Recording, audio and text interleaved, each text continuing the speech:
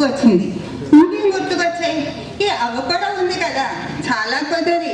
దీన్ని చూడంగానే ఆ మహానుభావుడు తల్లిని గురించి ఒక విధంగా తల్లిని సరిగ్గా చూసుకోవాలి అని చెప్పే సందర్భంలో చేతులారంగ శివుని పూజింపడేని, నోరు నువ్వంగ హరికీర్తి నుడువడేని, దయయు సత్యంబులోనుగా తలపడేని, కలుగనీటికి తల్లుల కడుపు చేటు అన్నట్టుగా అనిపించింది.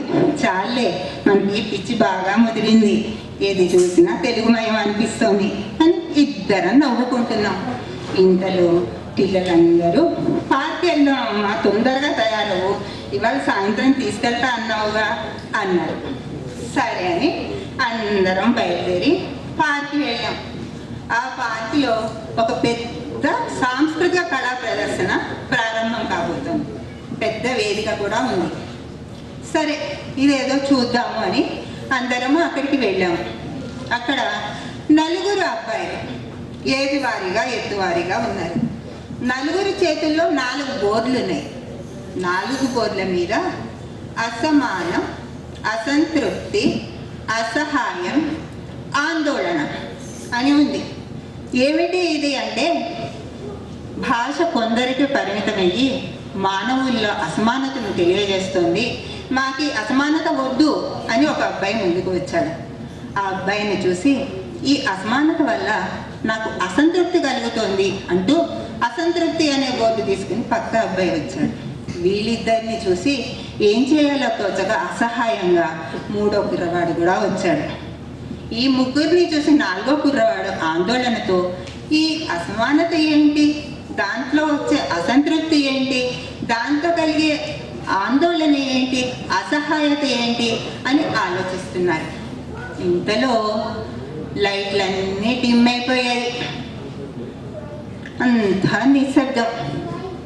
పక్కన ఒక తేజమూర్తి కనిపిస్తున్నాడండి, లీలగా, సరిగ్గా కనిపించట్లా. ఆయన ఒక్కొక్క అడుగు వేసుకుంటూ ముందుకు వస్తున్నారు. ఆయన వేసిన మొదటి అడుగుకి వెంకమ్మ వీరాజుల సుపుత్ర అనే ఒక శుభస్థుతి వినిపిస్తోంది. 2వ దానికి సంస్కరణాభిలాషి, సవర భాషనే సవరించావు రావు బహదూర్ అని వినిపించింది.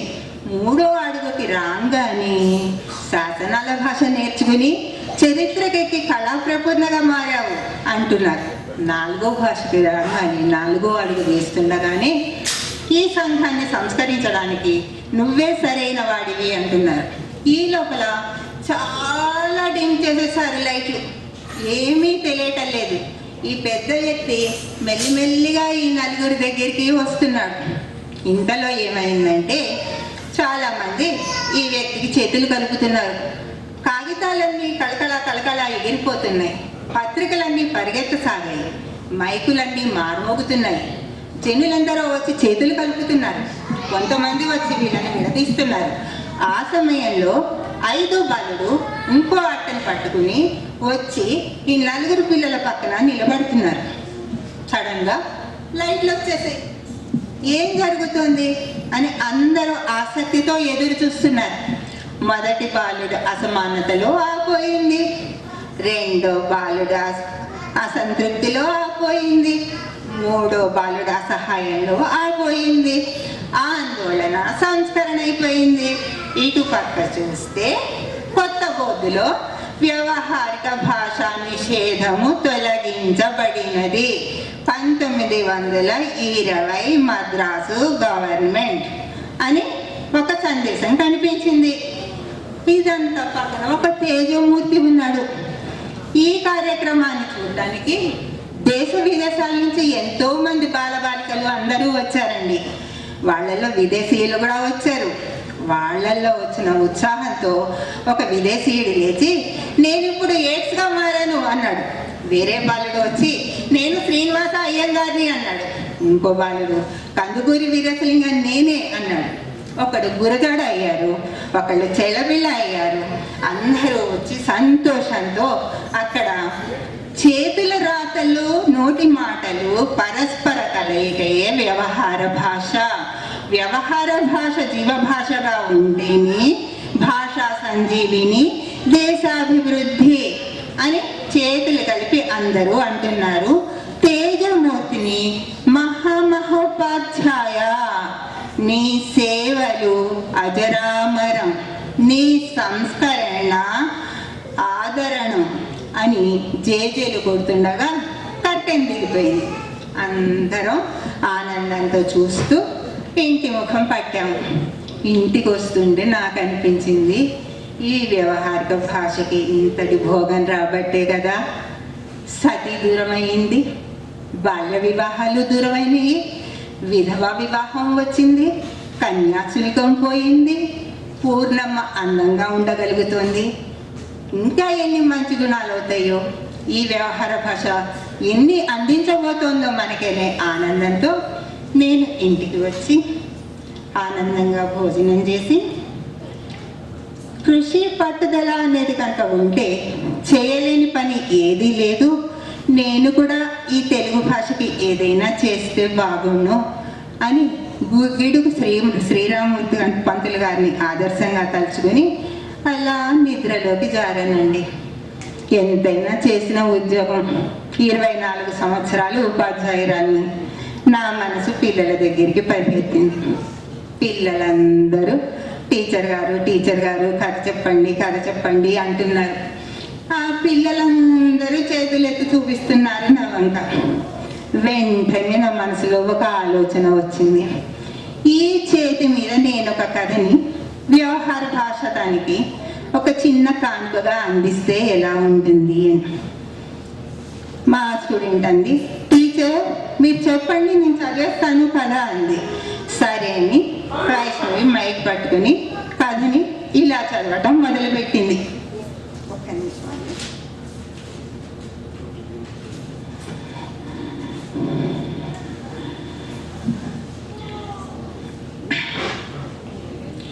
कराग्रे वसते लक्ष्मी, करमध्ये सरस्वती, करमूले तु गोविन्दः, प्रभाते करदर्शनं. కరతాళ ధ్వనులు మారుమోగుతున్నాయి. రామపుర అన్నది గ్రామాలన్నింటిలోనూ పైచెయ్యి. ఆ ఊరి కరణం సత్యమూర్తి పనితనంలో అందవేసిన చెయ్యి. ఊరి ప్రజల అవసరములను తీర్చటలో ఎముకలేని చెయ్యి. వ్యసనములకు మొండి చెయ్యి చూపించేవారు. ఊరి జమ ఖర్చులు ఆయన చేతివేళ్ల మీదే ఉండేవి. చేతనైన సాయం చేసుకుంటూ ప్రజలు సంతోషంగా చేతులు పట్టుకుని మానవహారంలా ఉండేవారు. కరణం గారికి ఆనందంతో చేయెత్తి చేకొట్టేవారు. సోమయ్య ఆ ఊరిలో చేతివాసి గల వైద్యుడు. ఎవరి దగ్గర చేయి చాపేవాడు కాదు.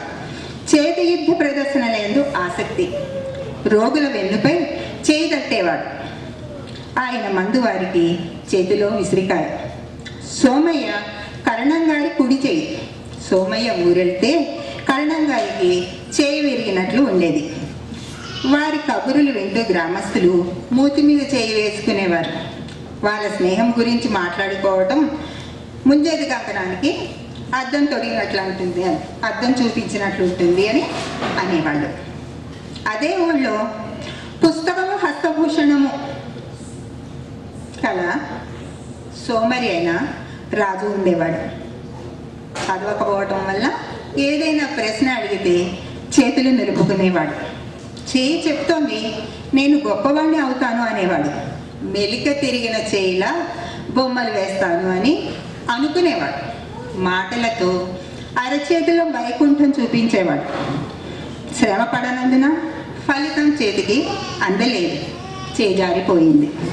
చేతకాక బిడ్డతో చేతులు కడిపాడు.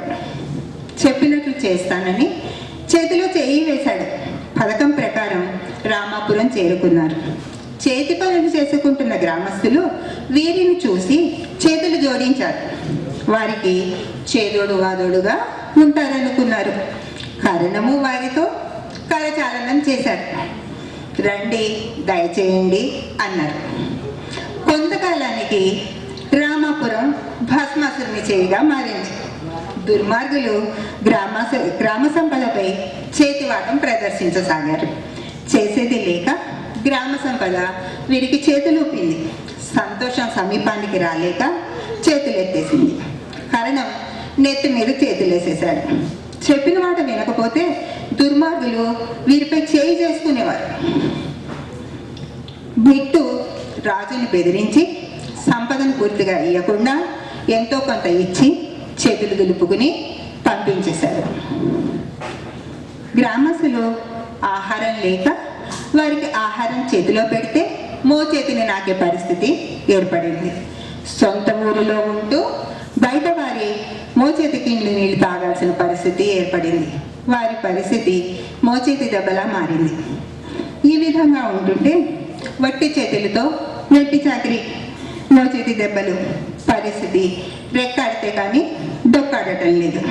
చేతులు కాలాక ఆకులు పట్టుకుని ఏం ప్రయోజనం అని చింతించసాగారు.